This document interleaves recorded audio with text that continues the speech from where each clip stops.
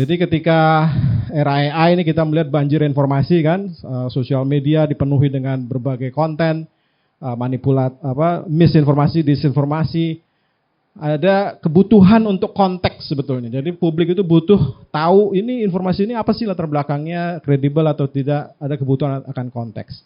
Tapi pada saat yang sama kapasitas media juga menyusut karena tekanan-tekanan finansial. Jadi ada disconnect di situ. Di satu sisi kebutuhan untuk kredibilitas informasi, validitas informasi tinggi, meningkat. Di sisi lain media sebagai bagian dari ekosistem itu yang harusnya menyediakan konteks tersebut juga kehilangan kapasitas. Terima kasih Mas Dadi, selamat siang semuanya. Senang sekali jadi bagian dari diskusi ini. AMSI dan GNFI sering bikin kerja bareng. Berapa kali kegiatan AMSI terakhir di Kuningan ya, Indonesia Digital Conference, kita juga undang teman-teman New Media Forum. Kami menganggap memang harusnya ada kolaborasi antara legacy media atau konvensional media dengan new media. Jadi tidak seperti yang sering digembar-gemborkan di luar bahwa ada kompetisi gitu ya antara media lama dan media baru. Seharusnya kita menjadi bagian dari sebuah ekosistem informasi yang sama-sama ingin informasi itu kredibel, informasi itu bisa dipercaya. Dan teman-teman new media yang mengadopsi prinsip-prinsip dalam kode etik yang tadi disampaikan Bu Niken harusnya juga disebut sebagai pers. Dan itu yang sedang kita coba dorong. Kemarin juga ada diskusi di Dewan Pers, teman-teman SMSI. Jadi selain AMSI ada juga asosiasi media cyber yang lain namanya SMSI dan JMSI. Itu kita mendiskusikan bagaimana caranya supaya teman-teman di news creator, new media itu juga bisa terlindungi oleh undang-undang pers, sehingga tidak sedikit-sedikit kontennya harus di-remove, tidak sedikit-sedikit harus mengubah narasi atau bahkan dipanggil ke polisi karena dianggap melanggar undang-undang ITE. Harusnya dengan undang-undang pers, new media akan lebih terlindungi, akan lebih punya posisi tawar untuk menjadi bagian dari ekosistem informasi baru kita di era AI. Tidak lagi era digital nih, era AI. Minggu depan kita juga akan merayakan Hari Pers Nasional HPN. Jadi ini diskusi yang momentumnya juga tepat karena ada begitu banyak isu ya di dunia pers yang harus kita bahas. Bocoran sedikit, semua konstituen Dewan Pers sudah meeting beberapa kali untuk merumuskan deklarasi pers Indonesia yang akan diumumkan di Hari Pers Nasional 9 Februari. Mudah-mudahan Presiden hadir, kalau enggak mungkin Bu Menteri Komdiji, di mana kita akan menyampaikan deklarasi tersebut. Isinya kurang lebih, saya bocorkan nggak ya? Bocor halus ya. Intinya adalah tipis-tipis. Ada sebuah inisiatif baru yang sedang disiapkan oleh Dewan Pers, namanya Dana Abadi Jurnalisme. Jadi ini Mbak Niken, Bu Niken ini salah satu motornya bersama Bang Dahlan Dahi di Dewan Pers untuk meluncurkan ini. Jadi ini hanya di ruangan ini ya, jangan disebarluaskan. Nanti karena peraturan Dewan Persnya belum selesai. Tapi targetnya diumumkan di HPN. Nah ini mudah-mudahan bisa jadi salah satu solusi. Saya lompat ke solusi itu. Ada beberapa alternatif, ada beberapa rumusan lain yang ada dalam deklarasi, tapi saya bocorkan satu aja. Tapi ada beberapa lagi yang lain yang harapannya bisa menjadi jawaban untuk kondisi-kondisi yang ini, core tension yang sedang terjadi saat ini. Jadi ketika era AI ini kita melihat banjir informasi kan, sosial media dipenuhi dengan berbagai konten, misinformasi, disinformasi. Ada kebutuhan untuk konteks sebetulnya. Jadi publik itu butuh tahu ini informasi ini apa sih latar belakangnya, kredibel atau tidak, ada kebutuhan akan konteks. Tapi pada saat yang sama kapasitas media juga menyusut karena tekanan-tekanan finansial. Jadi ada disconnect di situ. Di satu sisi kebutuhan untuk kredibilitas informasi, validitas informasi tinggi, meningkat. Di sisi lain media sebagai bagian dari ekosistem itu yang harusnya menyediakan konteks tersebut juga kehilangan kapasitas. Ini yang membuat ada disconnect. Ini bukan krisis intensi, semuanya juga ingin menuju ekosistem yang ideal, tapi ada krisis kapasitas. Nah, kenapa bisa begitu? Saya kira ini dalam beberapa diskusi dengan Mas Aji, ada panjang satu talk show-nya kita di Good Talk. Jadi saya sudah pernah diundang di Good Talk on air, ini Good Talk off air, jadi lengkap. Saya dua-duanya saya udah pernah hadir.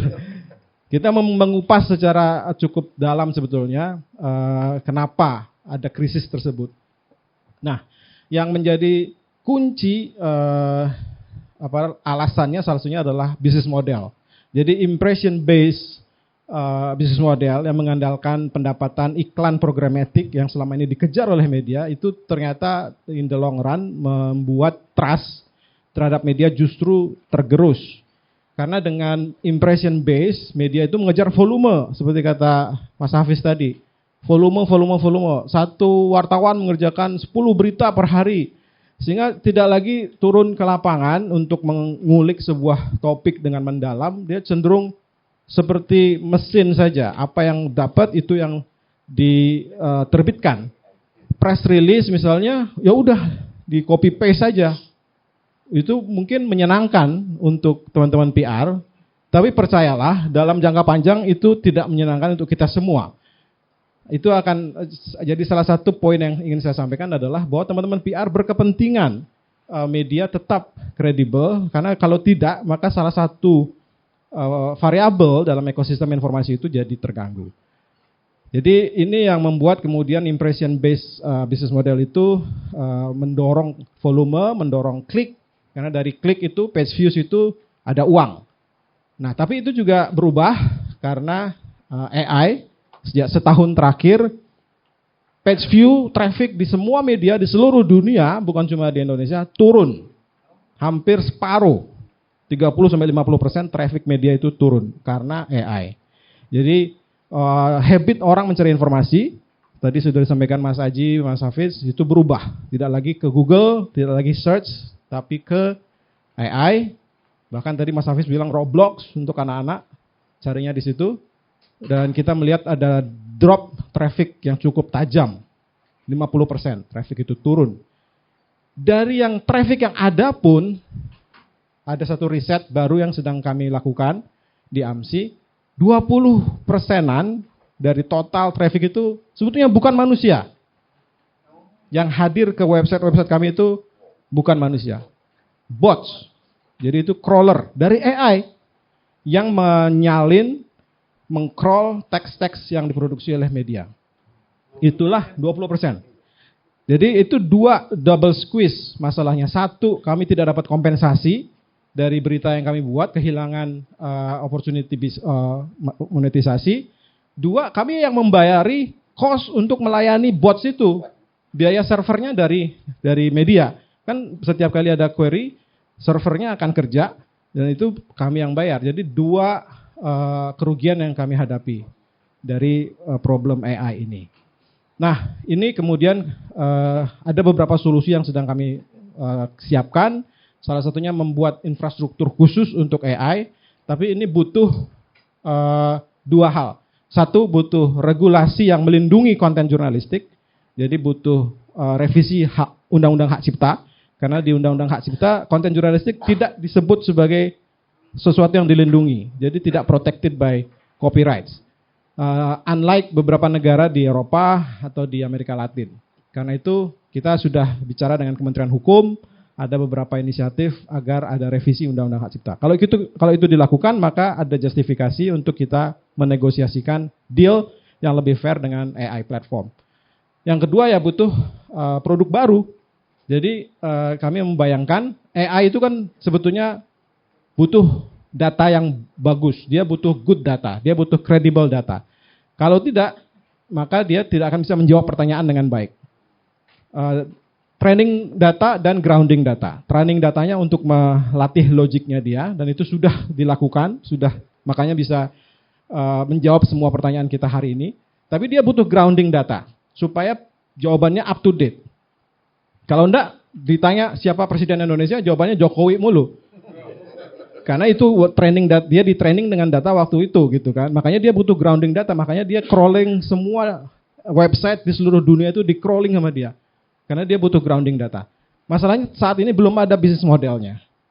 Kalau kita bisa, satu, kita terlindungi secara hukum, sehingga kita bisa, hey, kamu jangan curi konten media, ini pelanggaran undang-undang. Itu akan memudahkan. Dua, ada teknologi, ada infrastruktur yang membuat mereka masuk ke media dengan proper. Jadi beberapa bulan lalu, teman-teman mungkin ingat, itu Cloudflare mengeluarkan pengumuman. Jadi mereka bikin marketplace baru yang dipasang di website, sehingga Cloudflare itu salah satu tools untuk security, digital security. Kalau kita pasang, maka bots-nya akan melalui filter itu dulu sebelum bisa crawling. Jadi waktunya habis. Sebetulnya ada beberapa hal yang ingin saya sampaikan, tapi boleh satu. Langsung aja ke ini mungkin ya. Ada problem lain juga secara bisnis yang terjadi di media. Jadi tekanan-tekanan ekonomi tersebut membuat ini dalam kaitannya dengan relasi dengan teman-teman PR yang membuat firewall itu tidak menjadi sesuatu yang dijaga lagi di media. Dan kalau itu tidak dijaga, maka tidak ada lagi yang bisa menjamin kredibilitas informasi. Jadi kita melihat ini salah satu problem etik yang harus segera dijawab, karena kalau tidak ada perbaikan, tidak ada penekanan kepada ethical standard di newsroom, maka kita kehilangan salah satu trusted information entities atau outlet yang harusnya bisa menjadi pegangan kita semua. Ini ada beberapa hasil riset, tapi saya langsung saja jadi kemarin teman-teman APRI, ini bukan saingannya Perhumas, karena APRI itu perusahaan PR, karena kalau Perhumas itu individunya. Nah, kami sempat ngobrol dan mereka bikin survei. Ini menarik banget surveinya, lengkapnya ada di saya dan di Mbak Sari Sugondo. 5% dari teman-teman media menganggap materi-materi dari teman-teman PR itu hampir memenuhi standar jurnalistik. 74% mengatakan teman-teman PR lebih memprioritaskan klien ketimbang kepentingan publik. Jadi ada disconnect juga di situ. Jadi sebenarnya kita kan sebetulnya bagian dari ekosistem informasi yang sama. Jadi PR dan media dan wartawan dan redaksi punya tugas yang masing-masing dan sebetulnya sama-sama berkontribusi untuk membangun ekosistem informasi sehingga publik itu mendapatkan akses, mendapatkan kelengkapan story, mendapatkan konteks. Jadi kalau kita bekerja dengan relasi itu seharusnya publik yang diuntungkan. Yang terjadi sekarang belum ideal seperti itu. Jadi ada sebuah contoh kasus di mana media justru memudahkan terjadi manipulasi informasi demi kepentingan bisnis misalnya. Ini yang membuat credibility media justru menurun dan ada trust issues juga di media. Saya kira itu sebagai pengantar awal. Mudah-mudahan nanti dalam diskusi bisa kita elaborasi lagi. Terima kasih banyak.